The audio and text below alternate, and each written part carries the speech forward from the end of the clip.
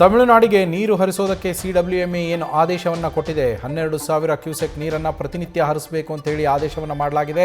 ಇದಕ್ಕೆ ಮಂಡ್ಯ ಜಿಲ್ಲಾ ರೈತ ಹಿತರಕ್ಷಣಾ ಸಮಿತಿ ಆಕ್ರೋಶವನ್ನು ವ್ಯಕ್ತಪಡಿಸ್ತಾ ಇರುವಂಥದ್ದು, ಪ್ರತಿಭಟನೆಯನ್ನು ಮಾಡ್ತಾ ಇರುವಂಥದ್ದು. ಮಂಡ್ಯದ ವಿಶ್ವೇಶ್ವರಯ್ಯ ಪ್ರತಿಮೆಯ ಮುಂದೆ ಧರಣಿಯನ್ನು ಮಾಡಲಾಗ್ತಾ ಇದೆ. ಸಿಡಬ್ಲ್ಯೂಎಂಎ ಸಿಡಬ್ಲ್ಯೂಆರ್ಸಿ ವಿರುದ್ಧ ಧಿಕ್ಕಾರಗಳನ್ನು ಕೂಗಿ ಆಕ್ರೋಶವನ್ನು ವ್ಯಕ್ತಪಡಿಸ್ತಾ ಇದ್ದಾರೆ.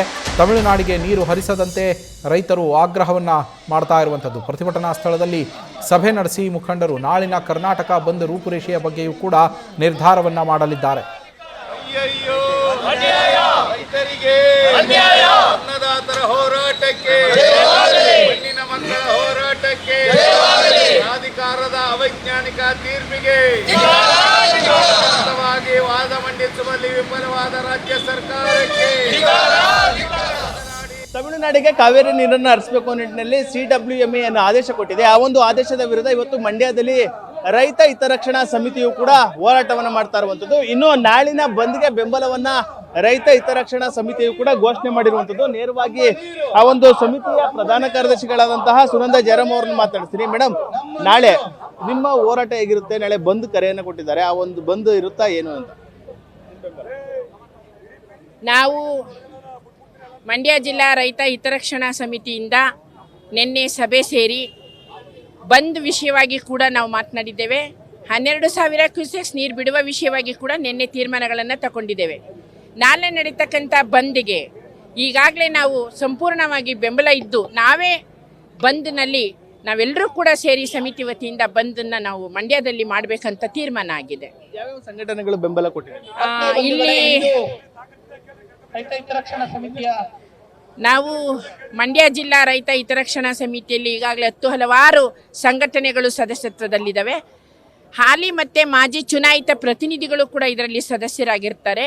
ಇಲ್ಲಿ ಕನ್ನಡ ಸೇನೆ, ಜೈ ಕರ್ನಾಟಕ ಪರಿಷತ್ತು, ದಲಿತ ಸಂಘರ್ಷ ಸಮಿತಿ, ಕಾರ್ಮಿಕ ಸಂಘಟನೆ, ಮಹಿಳಾ ಸಂಘಟನೆ, ಹಾಗೆ ಹಲವಾರು ಹೋರಾಟ ಸಂಘಟನೆಗಳೆಲ್ಲವೂ ಕೂಡ ಭಾಗಿಗಳಾಗ್ತವೆ. ಕೆಲವೊಂದಿಷ್ಟು ಸಂಘಟನೆಗಳು ಬೆಂಬಲ ಕೊಟ್ಟಿಲ್ಲ ಮೇಡಮ್, ಆದರೂ ಕೂಡ ಬಂದ್ಗೆ ನಿಮ್ಮ ಬೆಂಬಲ ಇದ್ದೇ ಇದೆ. ಮಂಡ್ಯದಲ್ಲಿ ಬಂದಿಗೆ ಬೆಂಬಲ ಇಲ್ಲ ಅಂತ ನಮ್ಮ ಮುಂದೆ ಯಾರೂ ಹೇಳಿಲ್ಲ.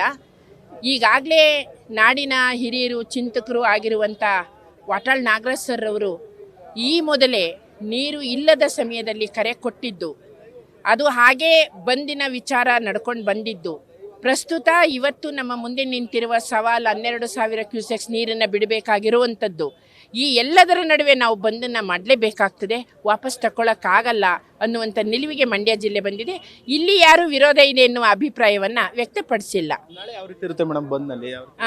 ಸಾರ್ವಜನಿಕರಿಗೆ, ನಮ್ಮ ಜನಕ್ಕೆ ನಾವು ಯಾವುದೇ ರೀತಿಯಲ್ಲೂ ತೊಂದರೆ ಆಗದ ರೀತಿ ಅಹಿಂಸಾ ಮಾರ್ಗವಾಗಿ ಶಿಸ್ತಿನಿಂದ ಬಂದ್ ನಡೆಸಬೇಕು ಅನ್ನುವಂಥ ನಿಲುವು ಮತ್ತು ಮಾತುಕತೆ ಈಗಾಗಲೇ ನಾವು ಮಾಡಿದ್ದೇವೆ.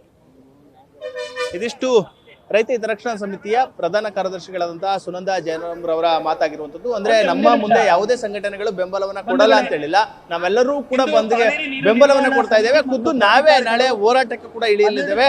ನಂತರ ಕಾವೇರಿ ಹೋರಾಟವು ಕೂಡ ಮುಂದುವರಿಯುತ್ತೆ ಎಂಬ ಮಾತುಗಳನ್ನು ಕೂಡ ಹೇಳ್ತಾ ಇರುವಂತದ್ದು. ಕ್ಯಾಮ್ರಾ ಪರ್ಸನ್ ಹರ್ಷಿ ಜೊತೆ Nandish, news first Mandya. News first ನಿರ್ಭೀತಿಯಿಂದ ನಿಮ್ಮ ಪರವಾಗಿ.